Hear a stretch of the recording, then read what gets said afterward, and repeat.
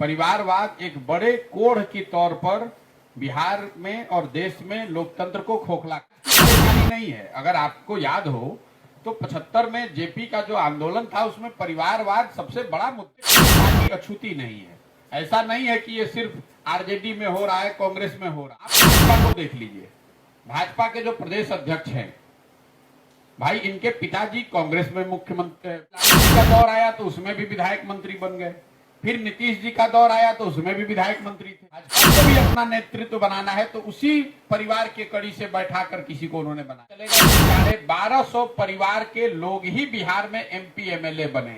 इस शो की प्रायोजक है मां भवानी डेकोर प्राइवेट लिमिटेड, मतलब a complete floor solution, new 0 mile Dadar road, Muzaffarpur. नमस्कार, आप देख रहे हैं तिरहुत न्यूज। मैं हूं आपके साथ चंचल चौधरी। जन स्वराज पद यात्रा के सूत्रधार प्रशांत किशोर ने कहा कि परिवारवाद देश और बिहार में कोढ़ के तौर पर लोकतंत्र को खोखला कर रहा है। परिवारवाद आज की परेशानी नहीं है। अगर समाज को याद होगा तो 1975 में जयप्रकाश नारायण का जो आंदोलन था उसमें परिवारवाद सबसे बड़ा मुद्दा था।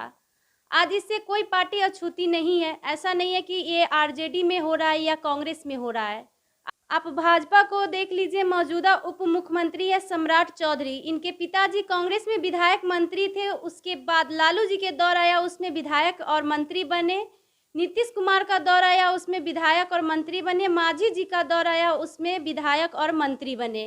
आज भाजपा को अपना नेतृत्व बनाना है तो उसी परिवार के कड़ी से बैठा कर किसी को उन्होंने बनाया है।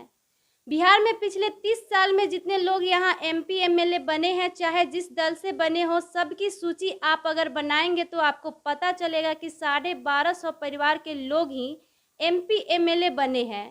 परिवारवाद का ये असर है। आप पार्टियों से इसे मत देखिए। जो जिस पार्टी का दौर होता है उसी परिवार के लोग उसमें घुस जाते हैं।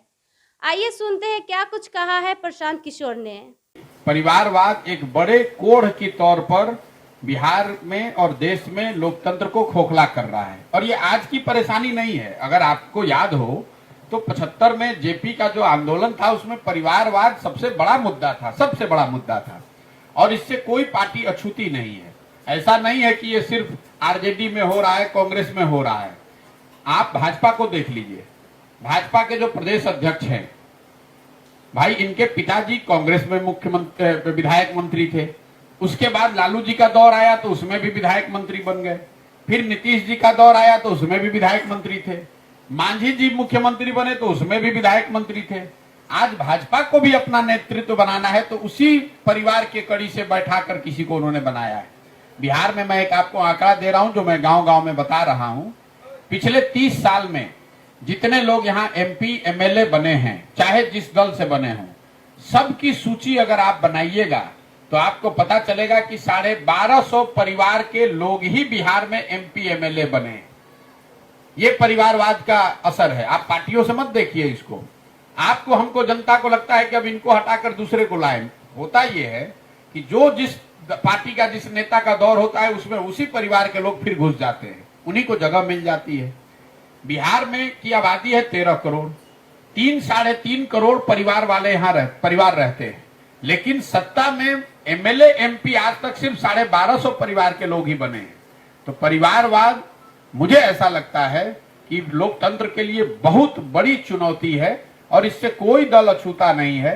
ये जब तक बिहार में समाज में लोग खड़े होकर अपने दम पर इसके लिए प्रयास नहीं करेंगे तब तक आप देखेंगे विधायक का लड़का विधायक, मंत्री का लड़का मंत्री, उसमें काबिलियत हो या न हो, और समाज का सामान्य वर्ग का जो आदमी है उसमें चाहे जितनी काबिलियत है, जितनी हुनर है, जितना जज्बा है, उसको आगे आने का अवसर नहीं है।